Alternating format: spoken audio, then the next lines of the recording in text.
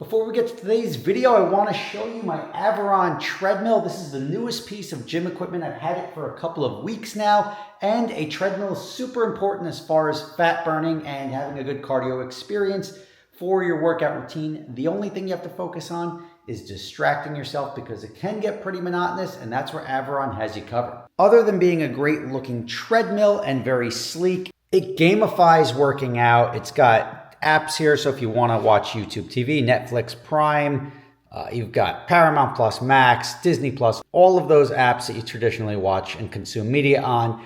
It's got games, so if you want to play games while you go, you can do that as well. You can do virtual walks, you can do coached classes, you can do guided workouts. It's got a bunch of different options here to keep you entertained. It's got monthly challenges, leaderboards, you can add your friends. It's super easy to connect to Wi-Fi. You've got two large cup holders here, one on each side, and then you have a soft pad here for your cell phone or keys or anything else you want to leave there. The controls are easy. This is the incline switch, and this is the toggle switch for speed. So it's got you covered. It's very easy to work out on. If you want to try them out, gamifying your workout is probably the best thing you can do to get in shape without feeling like you're getting in shape. You're going to feel great after you get off this piece of equipment. It looks good. It's sleek. It's great to have in your gym.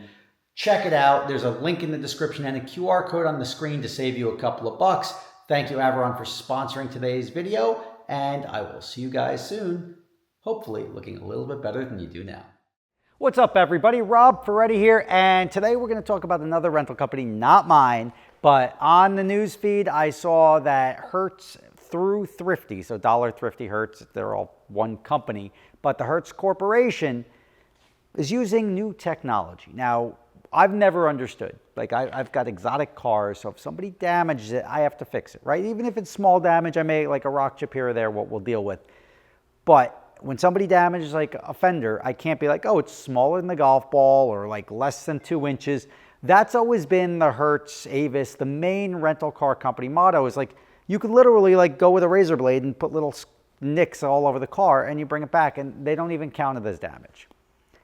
That, I can't get away with that. If you damage the car, I just have to make it right. Like, I don't charge you too much, but these other companies, Sixt, I remember, got me for $2,000 for a curbed wheel. And I was like, come on.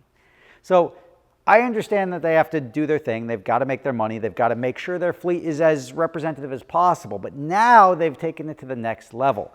And I'm a guy, and what do you think? Do you think I'm the guy that always takes the insurance or not? You probably know. I don't take the insurance. Paying for the insurance every day, I think, is a waste of money. If you factor in how many times you've rented the car versus how many times you crash. Like if you suck at driving and you crash all the time, go ahead, take the insurance.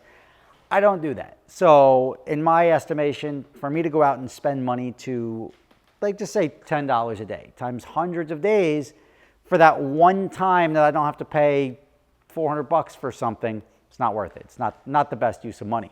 But now Hertz is using these things. Now let me show you. This is for illustrative purposes, but this is effectively what they're using. They're using AI scan tunnels, we'll call it, to drive the cars through, and then it scans the car and looks for damage, and then it bills out instantly to the customer. The problem with that, though, is they just billed somebody for a scratch on the wheel. It's like a 1-inch scratch on the wheel.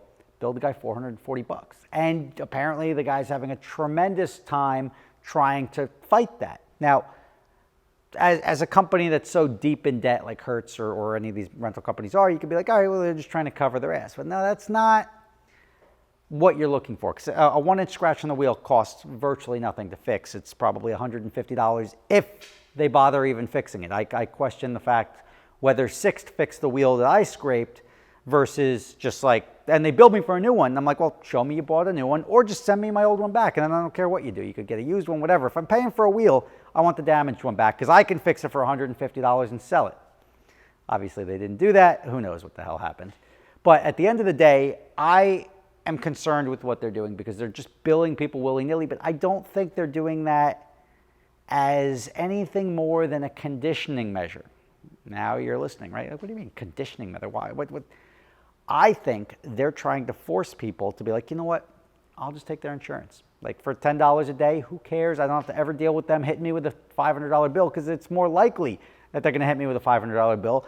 I'm not going to argue the AI, all the effort I'm going to go through to save $10 a day versus arguing with them over damage that I did or did not do because of their AI machines. I think this is a way for them to push people into taking their insurance on all rentals. And now they're going to pick up the, just say, I don't know the statistics, but just say 40%, 60% pay for their insurance right now. That's a cash cow, because 99% of the rentals are, probably 99% of the rentals come back with zero issues or no billable damage. So they're not getting anything off of those. If they pick up another 25% of their customers times millions of people, all now paying $10 per day on that thing, the damage rate doesn't go up, right? They're still eating the same thing. Their business model's the same. They're not charging anyone for the 4 or 5 inch scratches, but they've now secured another $75 million a year, $200 million a year in money for their insurance company because they self-insure. That I think is the real secret. That's why they're like, let the news articles go out, bill 1 or 2 people randomly, let them go make the articles. We'll take the PR hit initially, but everyone's going to think. So here's my recommendation. How do you avoid, when you rent from these guys, getting hit with these crazy charges? The answer is just don't rent from them. See? Penalize them in that way, and instead of going and still renting through them because you have your status or whatever, just go to a different provider. Go to a provider that is not Hertz or Thrifty or Dollar, and that will give you same car, same everything, but it'll then force them to be like, we're not charging anybody, and they'll walk back that stuff. So you'll be able to take advantage of their lenient policies as far as like dings and dents and little scratches and everything like that, without them forcing you to take the insurance to cover your butt if you don't want to, because rentals, let's be honest, are already pretty expensive. My wife, she was going up to a bachelorette party up in New York State, and she took the Bentley up because she needed a Bentley? No, because I was like, I'll just rent you a car. Because when I went to go rent her a car, it was like $450 or $500 for 2 or 3 days in a regular economy car through any of these companies. And I know it's seasonal demand and everything like that, but like, I was like, for $500, take the Bentley. Bentley doesn't really move. And like, does she need to go up in a Bentley? No, but if the Bentley was going out, that would be a different story, but it made more sense to, instead of spending $500 to take that thing where the mileage doesn't really matter. I'm actually going to sell that Bentley. Very clean car. Let me just show you. Anyone want to buy a Bentley? Check this out. This is a 2014 Bentley Flying Spur W12 twin turbo. It's obviously dirty, but like, look how nice it is. And if you want boss status, this is Mulliner edition. I believe it's got 27,000 miles right there. It's got 27,000 miles on it. And it's just a pimp car, right? It's like, it's a cool car. If you wanted a Bentley, I'm going to replace it and get something else that's not a Bentley. These things do well around prom time, but otherwise, they don't really do much as far as rental-wise. And to get a new Bentley, that's why I got this one and not the new one. The new one is like $350, and I'd have to charge significantly more money, and I can't get, like, this is $995 a day. I can't get more than that. So why go spend $400,000 in a car that I can only get $1,000 a day on? Not a good use of equity, if you know what I mean. So anyway, if you want that's my spiel about Hertz. I think they're just trying to force more people to take their insurance. I don't know if they're actually planning on charging and making these charges stick on these people, but we'll see what happens.